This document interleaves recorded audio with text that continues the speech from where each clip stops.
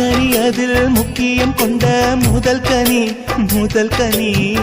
பார்த்து விட்டேன். பத்தினி பெண்ணின் பத்தியம் தேட ஓரிடம் வேர்த்து விட்டேன். பூர்வ ஜன்ம ஓர் பந்தம் நீ வந்தது என்றும் இனி நீங்காது நாம் சேர்ந்தது.